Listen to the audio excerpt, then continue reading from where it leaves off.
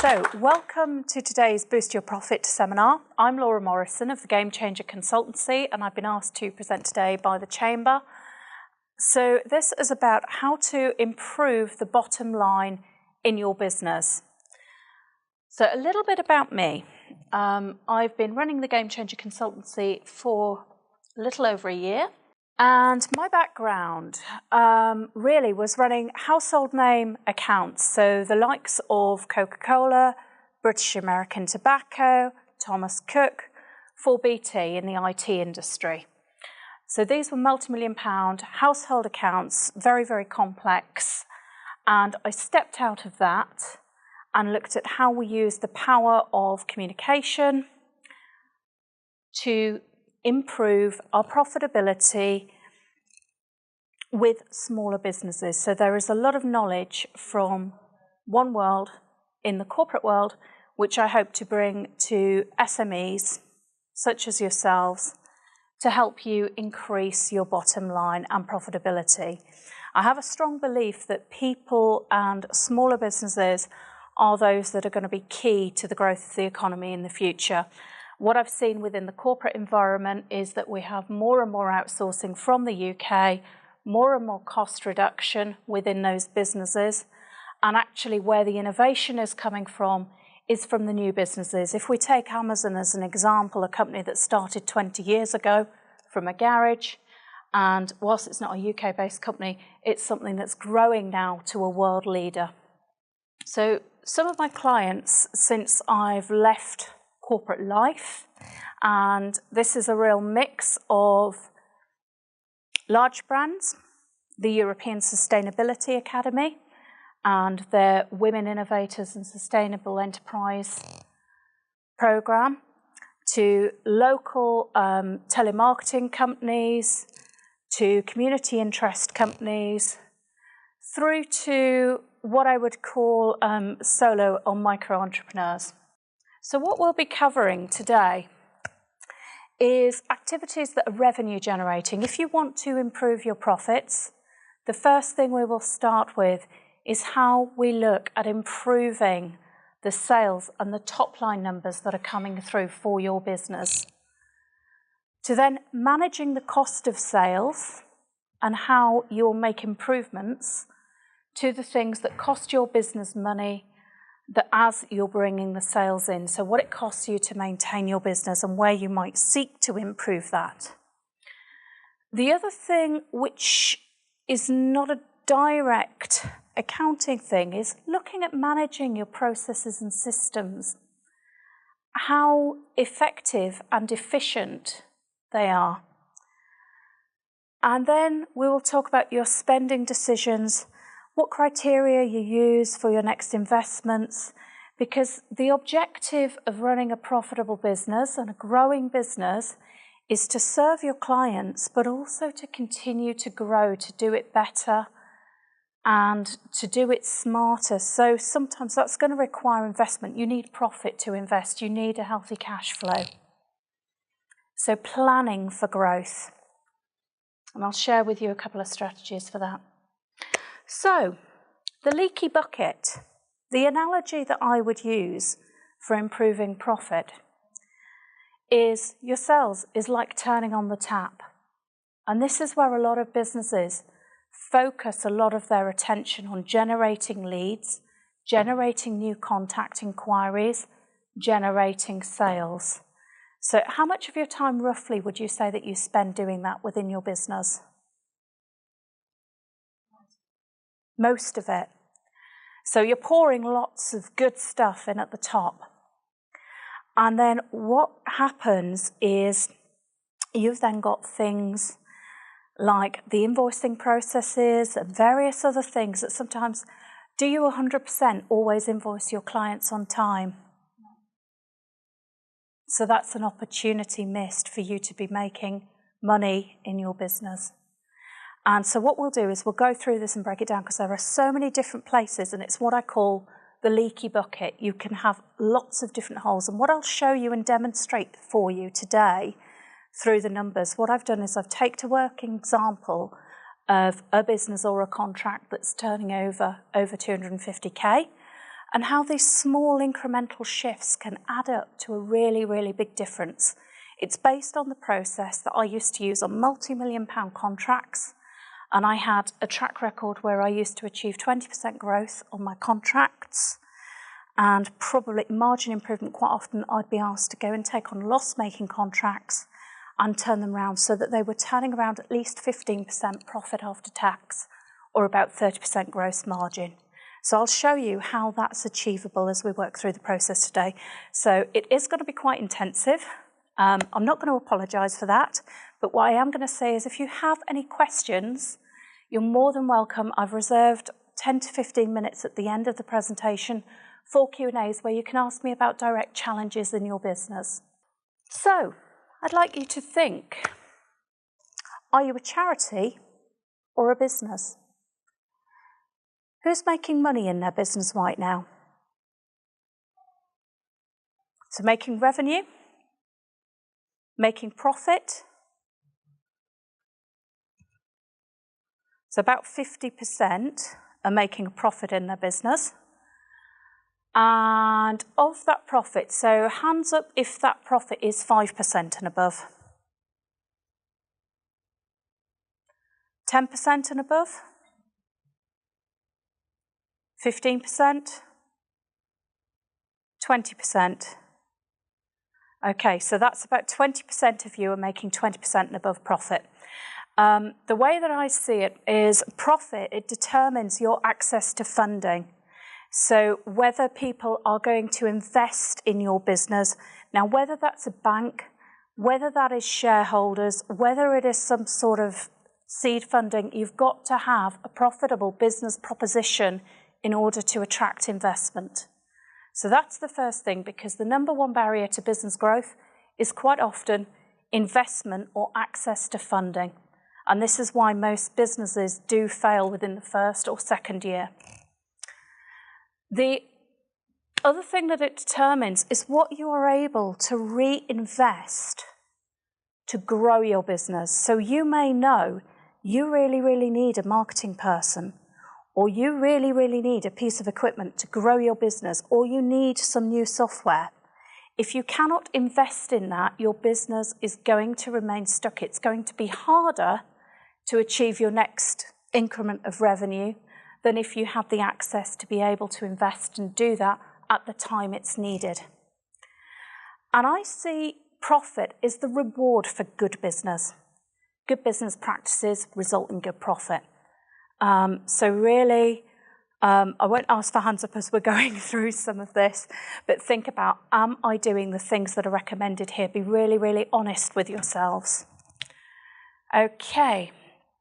So the other thing I would say is your profitability matters, your lifetime profitability, by product, by contract. You may have 3 or 4 things that you do within your business, and those 3 or 4 things, actually, you maybe need to only be focusing on 1 or 2. They might be the things that bring in the profit for you. And I'm a huge advocate of the Pareto rule. So 80-20. And, you know, if you are consistently each year removing your 20% most costly activities, then you will always be increasing the premium clients that you work with. So otherwise, why bother? What is the point of being in business if you're not making a profit? Now, there are many points to being in business, which is what I'm talking about here, your secondary aims in your business. You may be serving a particular client need. You may have a particular focus and area that you're passionate about. It will be the things that you're excellent at that determine where you're going to have success in business. It's okay to have secondary aims, but to keep those aims going and achieve what you want to do in those fields, you have to be profitable. So profit is the surplus remaining after all of your costs are deducted from your revenue. And that's a really important point, that you need to capture all of your costs. So time is also a cost. Time when you're not serving clients, you need to look at, are you using that time to grow your business effectively?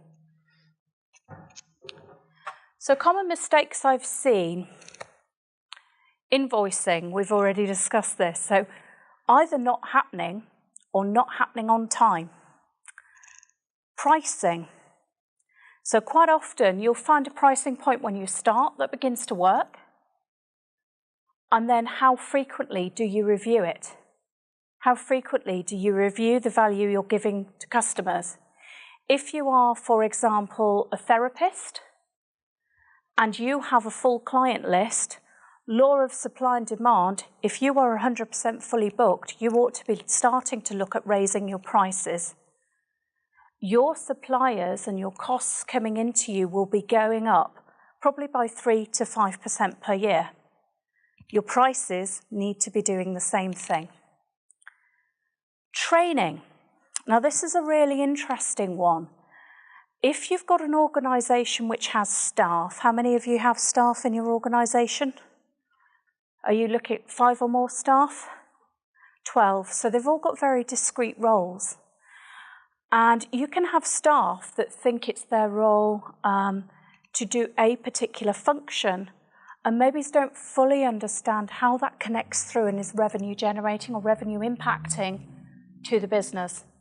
So it's getting your staff, all staff should be trained on your bid to bill process, which is the process from when you first engage with and begin the process of acquisition of a client through to the invoicing and the payment.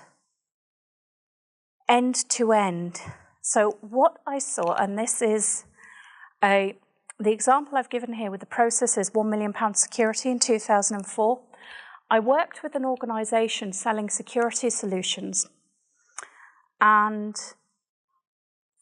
3 months after I joined, we had our first £1 million month. The reason we had our first £1 million month was not because we'd done a whole load of new sales. It is because we had got the salespeople to give us the contracts that they had signed. And some had been partially delivered. Some had not been executed on at all.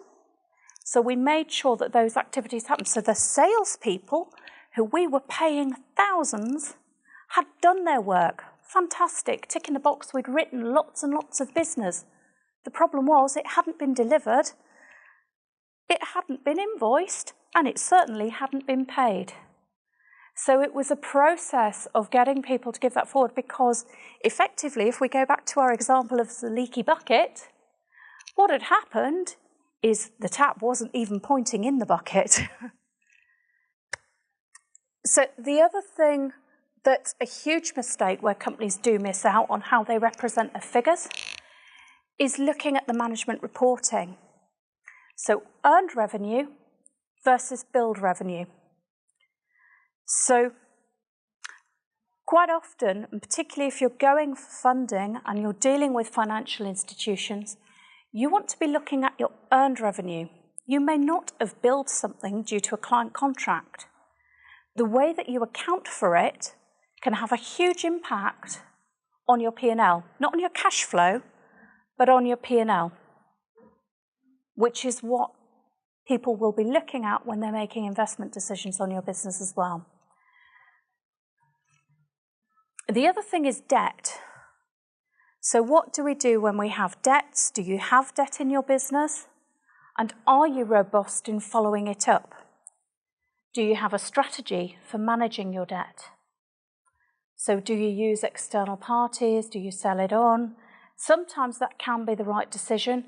Other times it is simply having the right people in place to be robust and to chase those debts, or to look at how you work with that with clients, whether there are things like penalty clauses or late payment interest charges. All of these things are strategies you can use to improve your debtors book. Losing clients. I worked with a client earlier this year that before they came to me had lost, I would say 70% of their client base. And this was through 2 things. One, taking their eye off the ball and actually taking those clients for granted. which meant that when other people came, competitors came and knocked on the door. Actually, because the clients hadn't felt looked after by the staff and there'd been staffing issues, the clients went and gave the new people a chance. The other reason was that they really had put all of their eggs in one basket. So a large proportion of their revenue, about 30%, was directly attributable to one client.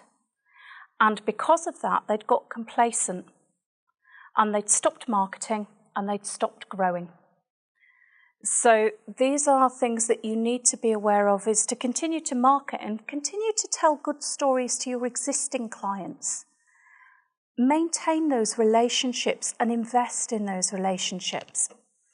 The reason I was able to grow revenues typically with existing clients when I was in corporate by 20% was because I would talk to them regularly.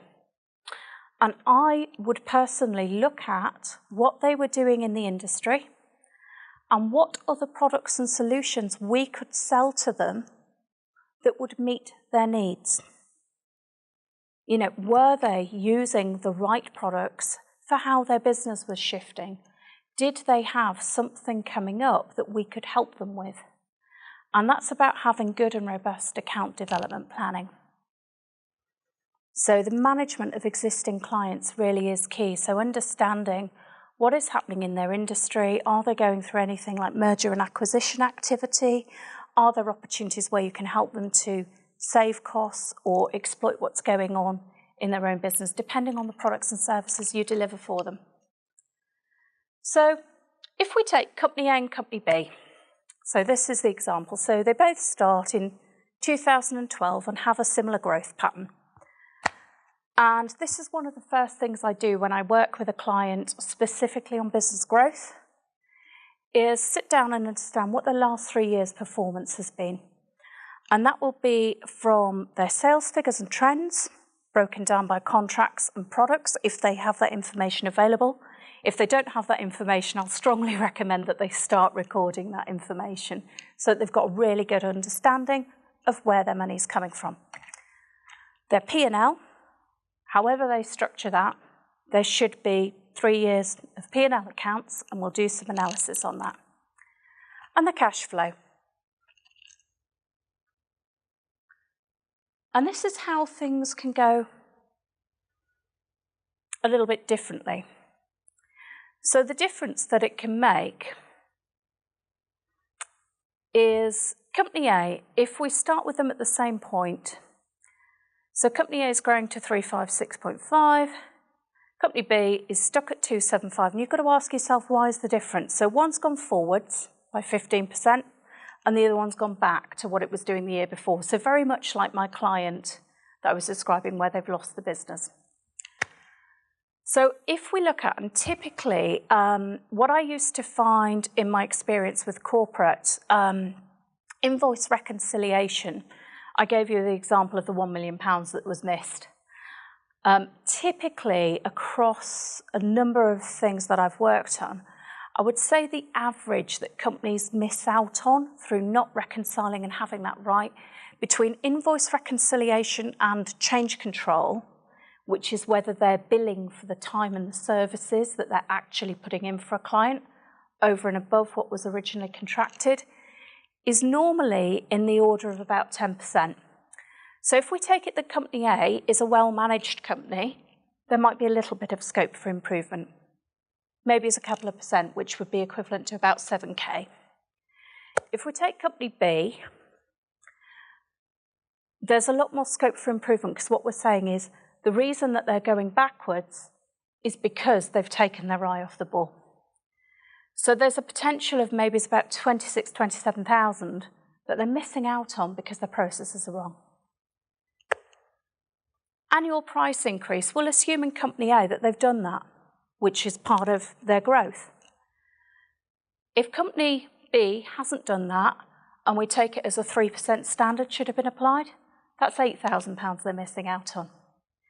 So through each of those mistakes that I took you through on the previous slide, you can see there's a potential really for revenue improvement of probably about 26,000 with company A, so a total of about 8%, if we really get into and scrub the P&L and have a really good deep dive into it.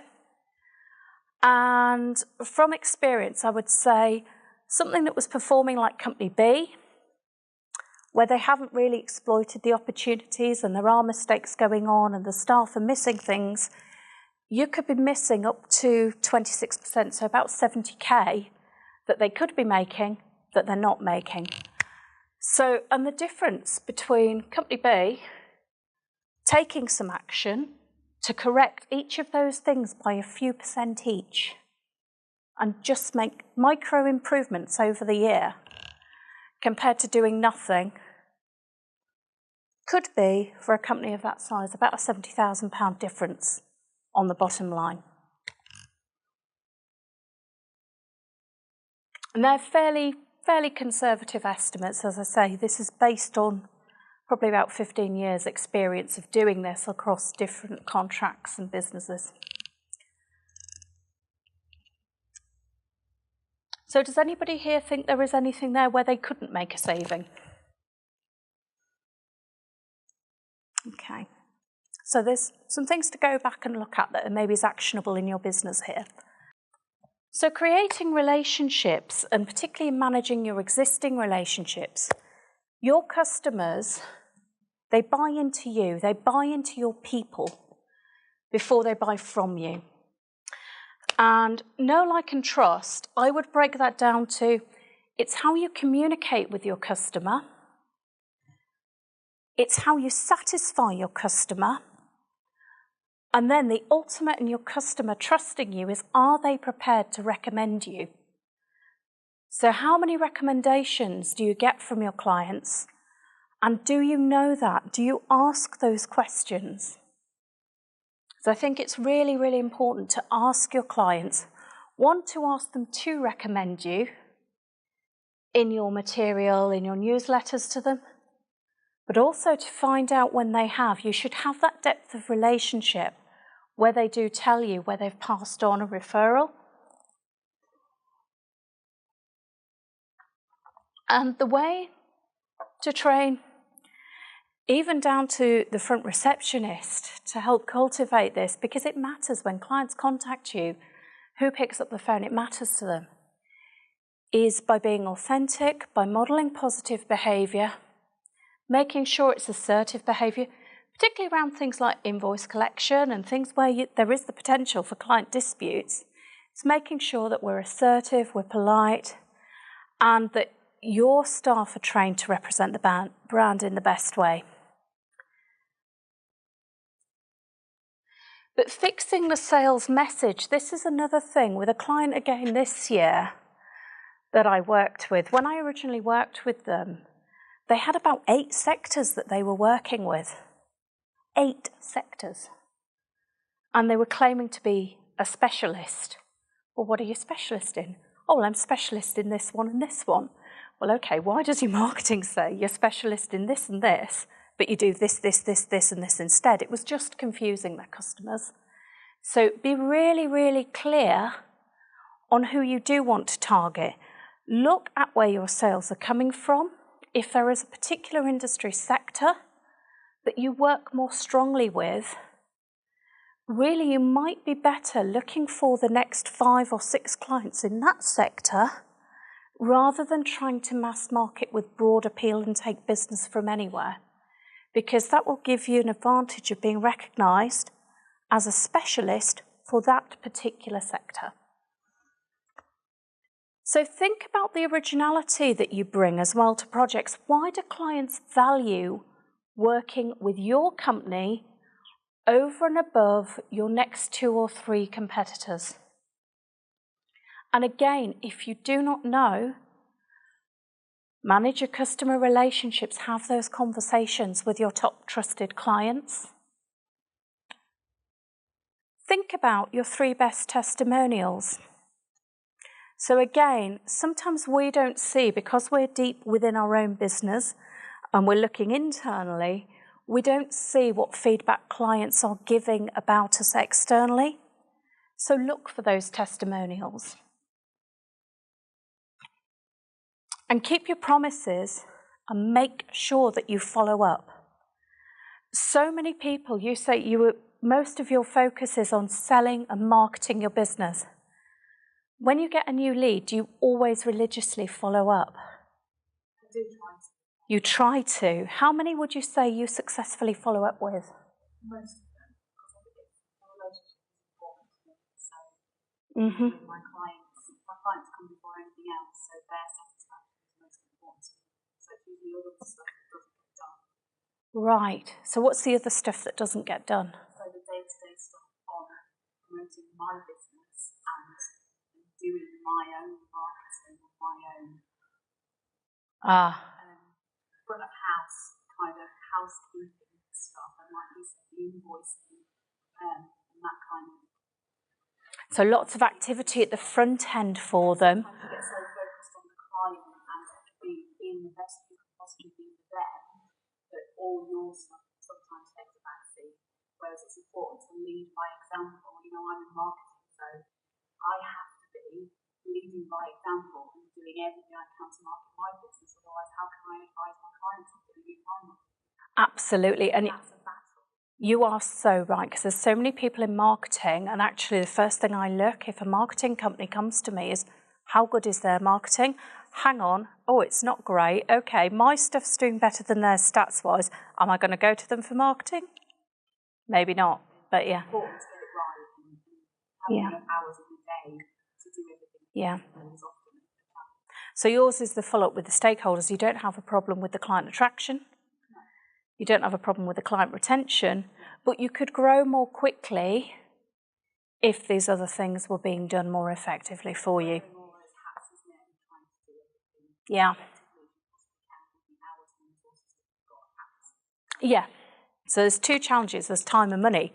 But if you can make more money, you can pay people to come and do this stuff for you. So it's a very elegant solution. Okay. So the question I would suggest is fixing the message is, once you know what makes you unique and valuable, so for you it's the care and attention into customer service. And that is probably a key part of your proposition. That's what you want to focus on in the testimonials. And then you want to be bringing that through into your own marketing, so that actually people know that when they come to you, it's not going to be like going to another agency where they're one of many. You might make it an advantage that you only work with X amount of clients and give them a much more bespoke service. Yeah. But bespoke has a bespoke price tag. Yes. So making sure your customers clearly understand your value proposition. So somebody else with a marketing agency might have a marketing agency that wants to work with many, many clients, but actually only wants to do very, very light touch. And there's plenty of space for both in the marketplace, which is why it's really important to think about who you're serving and to make sure that you've got that message really, really clear. And again, if you don't know if your clients understand your proposition, ask them, what do they think that you do? Actually, if you've got a client that you've been working with for 3 years, their understanding might be X. Actually, what you do now might be completely different. And again, I have a story on this from 3 years ago. I went in, I was appointed to a new contract, and I was in with kind of the senior guys. It was a major drinks manufacturer based down in Rugby. And as we were having a buffet lunch, so it's the first time I've met them, we were having a conversation about some of the IT projects that they had happening. And they said to me, oh yes, we're buying so-and-so. We're buying it from this company, a competitor. And I said to them, well, that's really interesting. It's my first day with you. Why did you decide to buy it from them rather than from the company I was representing? Well, we didn't know you do that. You don't do that, do you? Okay, news to me, because actually I was part of the team that launched that particular product 8 years previously. So, yes, we did do it. We actually then got asked, because I said, well, we do that, and we could do it this way, or we could do it this way, or we could do it this way. There were 3 different types of solutions that we could offer them. We were asked to get a proposal in within 2 days. £400,000 worth of business. The client contract annually was only worth 1.5 million. So that was immediately growth of probably about 30% on the top line, because the previous sales team hadn't asked questions, hadn't known their portfolio, and just didn't have their ear to the ground in terms of what the client's issue was. Now, I didn't walk in there saying, oh, today I want to sell you this, this, this. I just said, what are your current projects that you're working on? And that opened the conversation and the opportunity was created. So this is where it's really important to listen to and maintain those relationships and understand what your clients are doing. They may not realise that you can help them, and sometimes they don't ask, they don't look very far. If you're having a good conversation with them, actually you're the first person that comes to mind as a solution provider, as a problem solver for them. So it's really important to make sure that they do understand what you do. And one thing we used to do with our clients is do a half day each way, where what we would do is get the client to present to us what they were doing and their business strategy for the next 2 to 3 years. And then we would present back to them in terms of what our business strategy was. So it was a really good thing to do once every 6 months or so, to exchange information, because then you would see new opportunities for partnership opportunities and developing new business relationships, or where you would need to plan ahead for a project to give the client the right experience, because there's nothing worse than a client coming to you and saying, I've got a really big project, it starts in 2 weeks' time, because they haven't planned ahead. So if you can draw that out of them through questioning, that can be really helpful as well. So maximising the customer and sales experience. So we've already spoken about the 400k on the table. Client meetings are an excellent opportunity. What I call client touch points. So one of the things we do for our clients is we keep going with quite often a monthly meeting or a monthly kind of review of what we do. That's also an opportunity to tell them about new things we're doing. So even if it is you are sending a client a quarterly invoice for a regular service, you might be choosing to include within that good news about your business, new product lines that you're adding, and keep messaging to them consistently.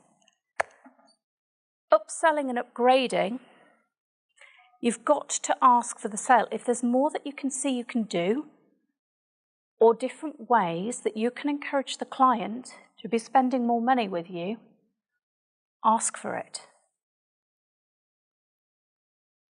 So sometimes it might be that they can buy more of something, or there's something you can do which would be a value add which helps them sell to their clients, because the more business they generate, the more they're going to come to you for.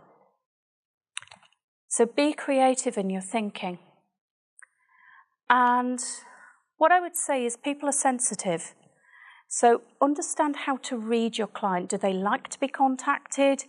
If you've got to contact them, do you need to make sure you've got 20 minutes rather than 5 minutes available if there's somebody who likes to engage with you and have a deep conversation?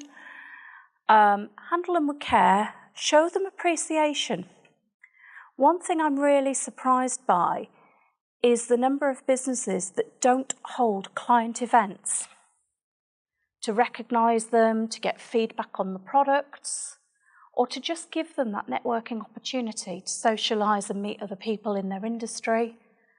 It's a bit of a no-brainer. If you've got the budget to do it, it's a very good idea to create client focus groups. That's your product research. Be respectful and listen and judge pace. Most of you, I think, have done selling in your businesses at some point. As they say, we have 2 of these and we have 1 of these for very good reason, and use them in that ratio. And sales relationships require nurturing. I'm saying ask for the sale, but don't always be selling. Have a good blend of the personal, get to know your clients, get to know what they like. There are small things that you can do that can make a huge difference to them.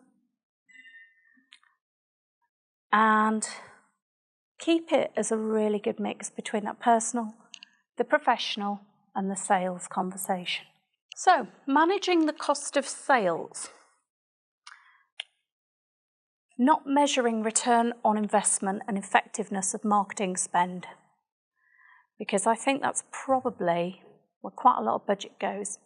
So marketing spend, people costs, and your materials on raw materials if you're in production, or if you're in services, it's buying services in and reselling those. The other common mistake is not having reviews with your suppliers, doing things on an ad hoc basis. Maybe it's not looking at how much you're spending annually with a particular supplier, where you might qualify for discounts if rather than buying ad hoc, you looked at having a contract for that rewarded you. Skimping on staff development, because if your staff do not understand your processes and do not understand your business, they are not doing the best for you that they can. And looking for short-term savings that create long-term pain.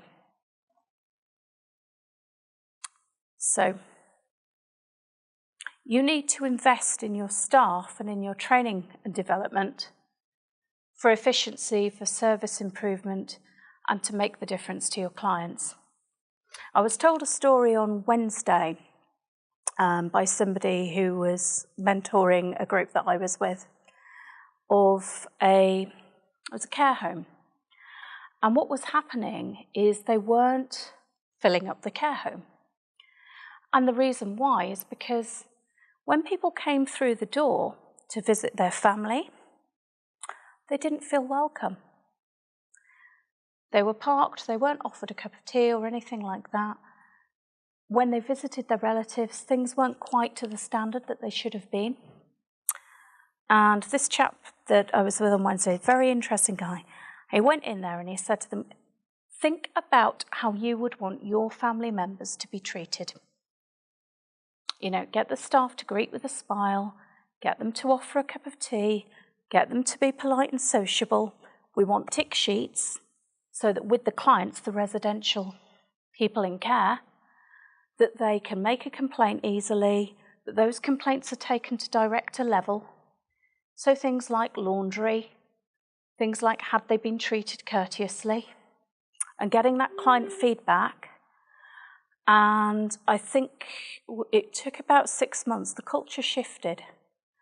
And actually what started to happen, if you think about a care home, the next generation of clients are the ones that are coming to visit their elderly relatives there. By making that difference, they actually increased the occupancy there by 30%. Because what was happening is word started to go round. People would go from visiting RTF or whomever and say, well, do you know, actually I like the way that they're looking after my relative. So other people would make recommendation and get the local authority, because it was local authority funded some of the work, to transfer their relatives to this place, because it started to have a much nicer feel about it. People will pay for quality. So think about the small shifts, because if you invest in your staff, you have happy staff who are doing the best for clients. They are going to serve the customers and not resent it. The business is going to do better, and it's a virtuous circle. You can afford then to reward them. I do think linking reward and pay to the performance, to customer satisfaction, it's imperative.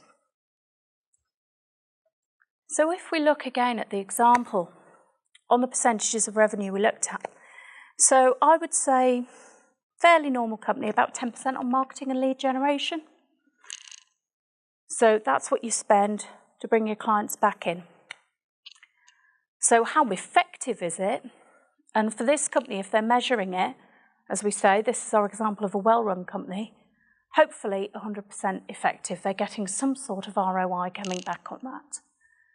If it's company B where they're doing okay, maybe it's 50-50. They could be doing better with about half of their marketing budget and getting a better return.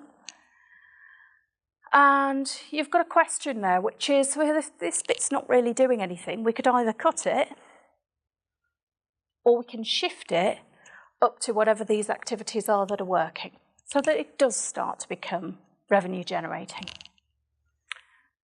And for a company that's not really looking at its numbers and what it's doing, if they're lucky, they might hit 20% of it that's giving a return on investment.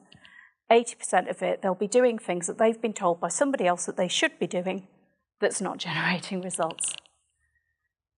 So, staff, if we assume each company equal 30% on staff costs, and let's just say is a business that's reselling something, 150K's worth of costs, and we'll say that that's equivalent for each of them.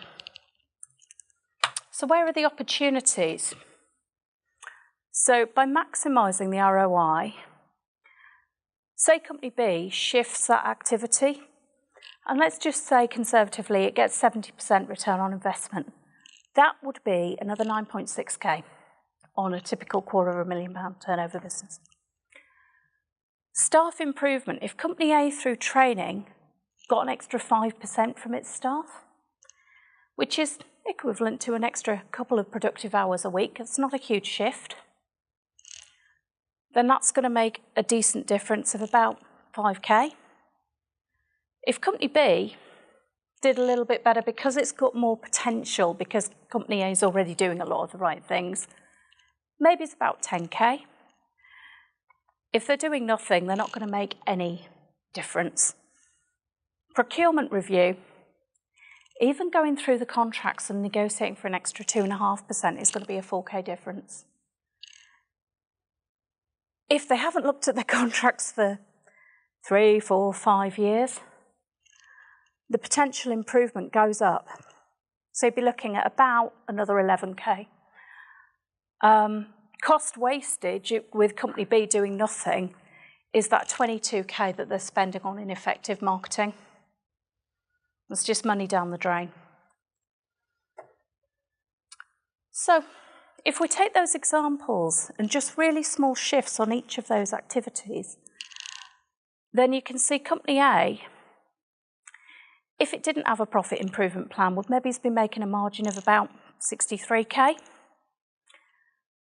If it did stage 1 with the revenue generation, it'd make an improvement of just about 27K to get to 90K if we count all of the improvements on revenue generation side alone. If we flow that down and look at the cost of sales opportunity, we can get to a total improvement of 35.8.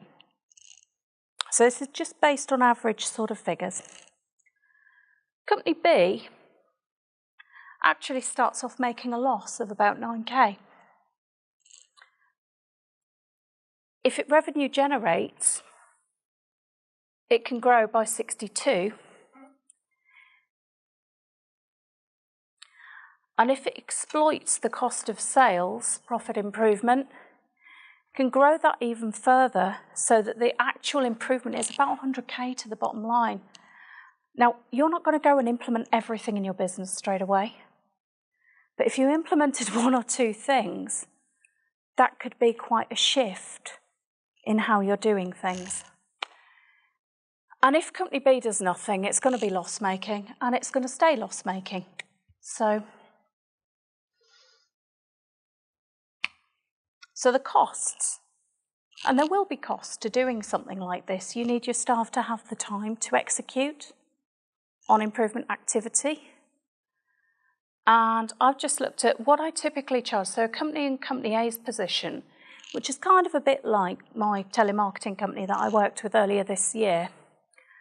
It was about 5 days, so 4 or 5 days, 4,800. From that, the staff time that went into executing some of what they were told to do, the training, so total cost of about 11.3, benefit less the cost. So shift to the bottom line, 24.5. However, one of the core activities I did with that client is we sat and we looked at the contracts that they'd lost. We went back and had some conversations with the contracts that they'd lost and repositioned it. That client secured a 250k contract with one of the people who'd walked away the other year. So actually, through doing this and through getting them to look at that and go back and have that conversation, they've gone from dipping just under the £250,000 to they're expected to outturn at above £500,000 this year because they've won about 7 other clients since we worked together. So from their point of view, it was a very worthwhile spend to spend that money on looking at what they needed to do and actually to be taken into account a little bit. That was partly the role of me coming in because the business owner wasn't looking at everything he was doing and was being a bit complacent. So we looked at what needed to happen and I held him accountable to that and we worked together over a period of 6 months and was very, very happy when he came back with that result. So if Company B, if they've got a bit more work to do, it's going to cost a little bit more to implement, but the gain is going to be much more because Company B is the one that's not being run particularly efficiently and the one that if I gave them a checklist and said, are you doing all of these things, would be failing on all of them. So they've got a lot more to gain by putting a little bit of investment in to improve. And so return on investment on what they'd spend with me, typically I would expect one of my clients to get about 5 times what they're spending with me back in terms of increased business or cost savings. If they're really, really not doing what they should be doing, the potentiality of that is far greater. The other thing to look at is what's behind the problem, and some of you will recognise this.